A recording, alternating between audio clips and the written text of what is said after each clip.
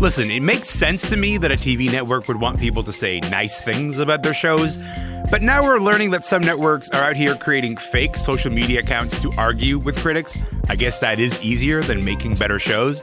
Today on the podcast, how studios are trying to control criticism.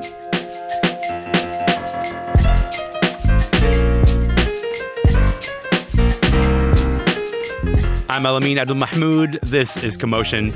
Okay, so it's probably not surprising to you that a TV network would say want to pursue good publicity for their show. But listen, HBO went a little far when they started creating fake social media accounts, and possibly too far when they started tweeting at TV critics who wrote negative reviews. One of our regulars here at Commotion, Catherine Van Arendonk, found herself embroiled in the story. She's a critic at Vulture magazine, and about 3 years ago, she wrote a tweet that HBO interpreted as a criticism of their show, Perry Mason.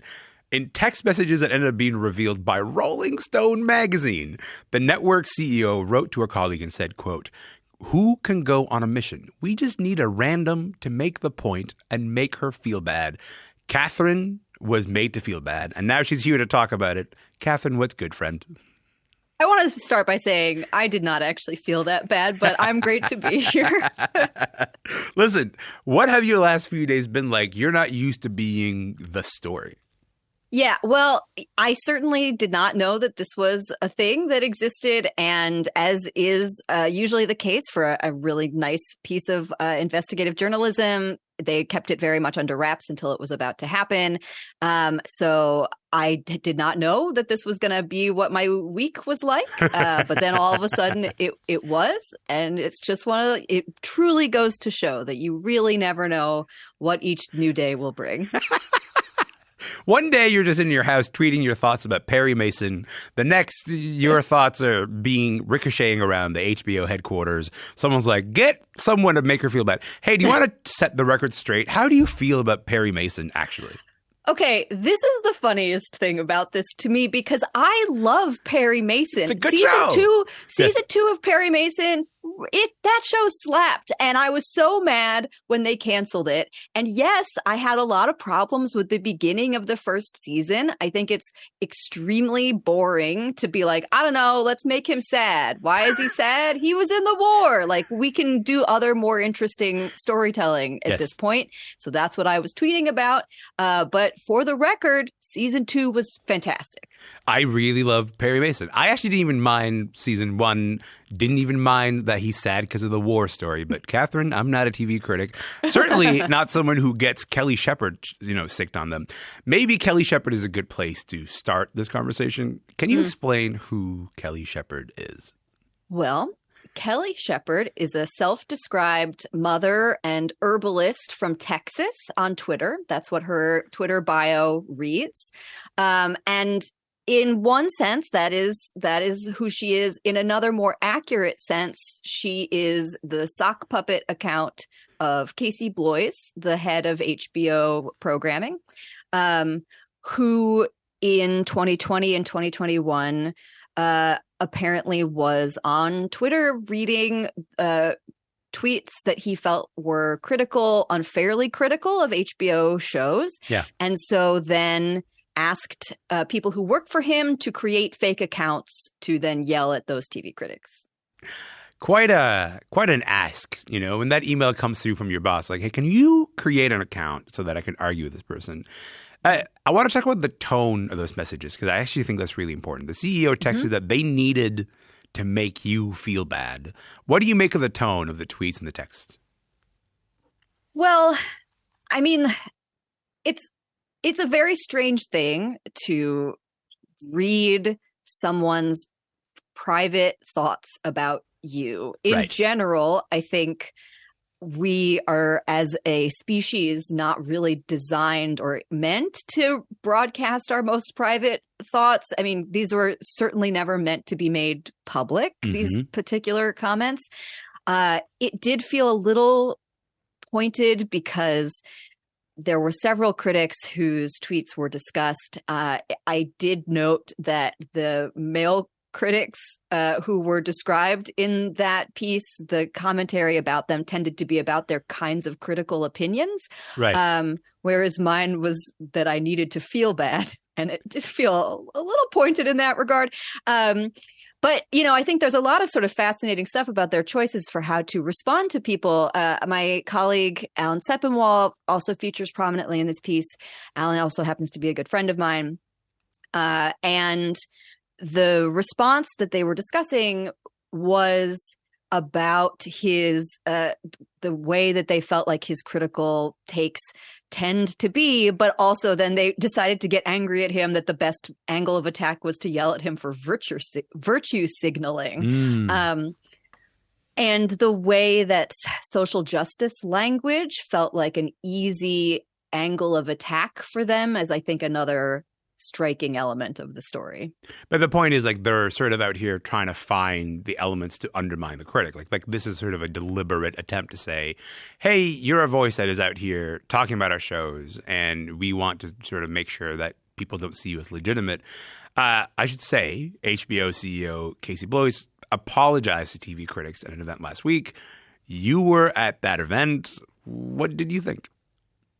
I was at that event. That event had been scheduled several weeks in the past. I had RSVP'd to it. My colleague Alan Sepinwall had as well. We went together, had a nice morning. The brunch was very good. There was good salmon. It felt like they had talked, pretty extensively about like what the best way to approach the topic was. Casey Bloys spoke at the beginning of their presentation just very briefly about the fact that he acknowledged that this was a dumb idea and that 6 tweets over the course of 2 years was not an effective way of actually pushing back against critics. That is, of course, true. That doesn't really get to the heart of it, which was like, of course it's not effective. And there was no way you could have thought that it would be effective, because anyone who is on Twitter as much as Casey Bloys or any TV critics usually are would know that one angry tweet like barely makes a blip in how we live online. Yeah. And so it's really not at all about the effectiveness. It's more about acknowledging the kind of emotional and personal side of that story.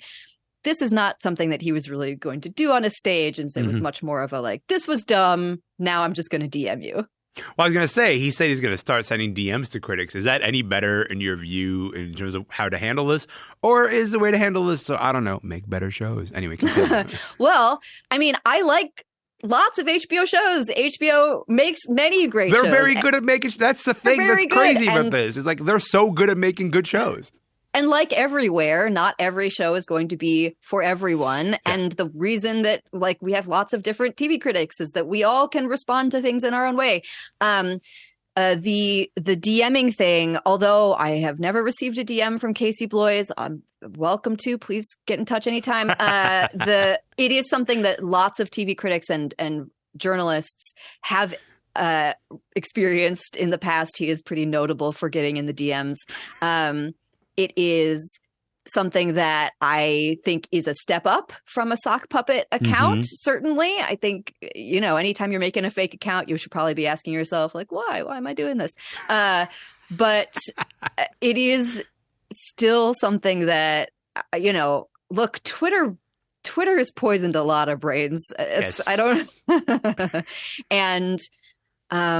and reaching out directly over DM, I think, for the people who he tends to DM, from what I understand, it's not, I don't think it's intrusive. I don't think it's inappropriate. It does feel a little aggressive, but I don't think you get to be the head of HBO without being pretty aggressive.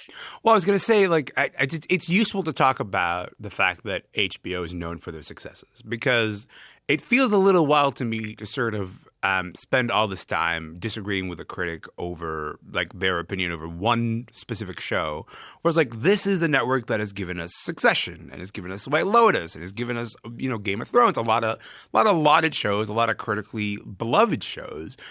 What do you make of the way that they think about success and like sort of being above any kind of criticism when it comes to the brand of HBO? Like, what does this story tell you about that? Well, it is, I think, a reflection of what HBO has been in the last decade, which is for a long time, it was a subscription-only service when there were not very many of them. And part of what that required was critical opinion that would say these are shows that are worth paying for. Like beyond just network television that you could turn on, your money is worth this programming. And so critical opinion has been very important to them. But that is not what HBO is now. It is not alone in that landscape. And it is now a part of HBO or Max and Warner Brothers Discovery, this much bigger parent company that is investing in the kinds of programming that's very different than HBO programming has been. I don't know if the future of HBO is going to require this same kind of vociferous pushback against critical response. Sure. I actually hope that it is, although, again, I think DMs are probably a better way to go about it. But I guess this is the larger thing that this opens up to, and this is the thing that I want to get to, which is that like we've had conversations on the show about the way that studios end up trying to control culture criticism and control criticism of their shows. This is anything from like, you know, when they host Barbie screenings but only invite influencers, or when they invite, you know, when they host a screening and say, hey, if you're going to say nice things about this, feel free to say them. If you're going to say bad things, can you please hold until after this date? It's not surprising, right, that a network would want good publicity for the show. But how do you explain this pushback against just criticism that we're seeing more and more of? It feels new because we have this whole class of influencers that is not a category that really existed in the same way and had the same kind of power pre-social media. But also the idea of studios pushing back against criticism is as old as studios. The idea that the most important thing is like what a regular viewer thinks, and that somebody whose fancy job it is should get in here and like tell you what to think, and like their opinion matters more. I mean, this has been happening in the trade since the 30s. It used to be pretty standard practice that like network heads would get on the phone and actually scream at you. So it is something that it has become, and the lines have gotten so much blurrier as far as influencers and access and social media, so I certainly don't want to dismiss the importance of criticism and understanding what criticism is, its role, and defending it, something I feel very, very strongly about. On the other hand, there's a sort of, I'm fond of the important tradition of getting furious at critics because it does demonstrate the power of that job. And I'm sure that you're learning about the power of your tweets now. So, Catherine, I would just say, wield it carefully, pal. Thank you very much. I promise to use my powers for good. I hope that good means bringing back an Aaron Sorkin show. We are not going to get too deep into this conversation because I see the face that you're making, which tells me we fall on different places when it comes to this. Catherine Van Arendonk, you're the best. Thank you so much for being on the show today. Thanks so much for having me. Of course. Catherine Van Arendonk is a TV critic at Vulture. Also, she's a very good tweeter, apparently. And you gotta get into her tweets. We reached her in New Jersey.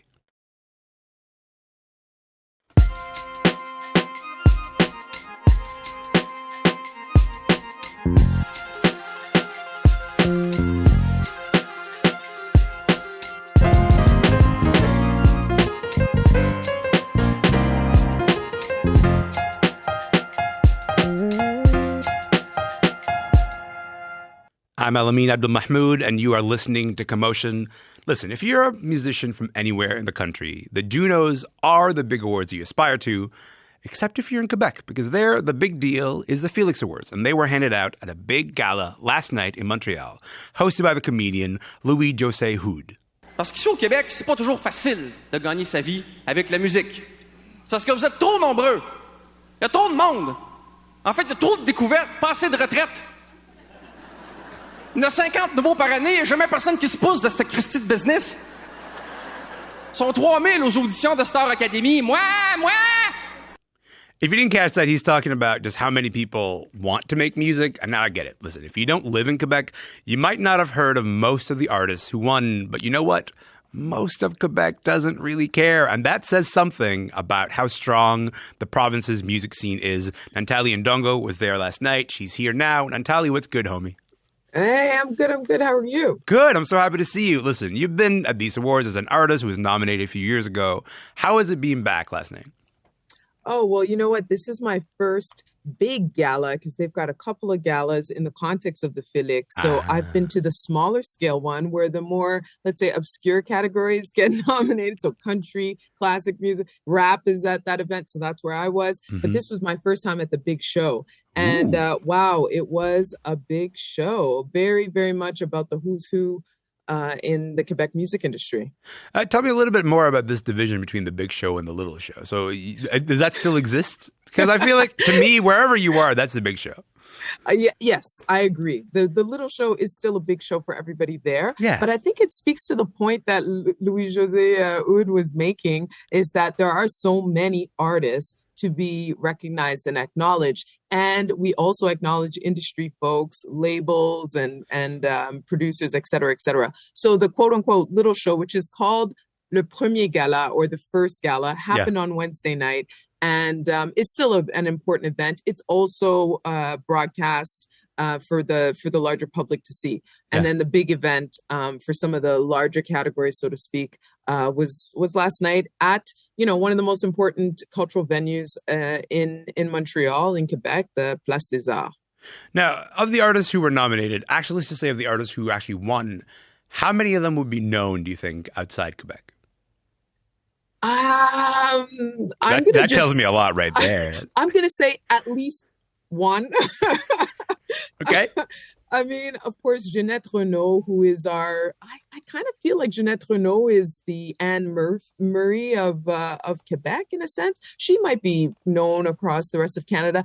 Let's put it this way, Elamin. If you're not in a francophone pocket of Canada, you probably won't know many of these artists. Alexandra Streliski, who's an instrumentalist, she's a pianist, composer. She might be a little bit more known if you're into that kind of music, but really, I don't think anybody.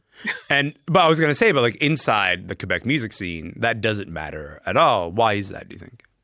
I mean, the industry here is really self-sufficient and quite big. And although, the market might seem small in comparison to the rest of Canada or the rest of North America, people are buying the music, the records, the merch of the artists here. And many of the winners spoke to that in their speeches, thanking the public, because in fact, if it weren't for a public in Quebec, they actually wouldn't be working and they wouldn't be around. However, it doesn't mean that all of the artists in Quebec are really happy with ADISC as an institution. It is an academy. You do have to be a member.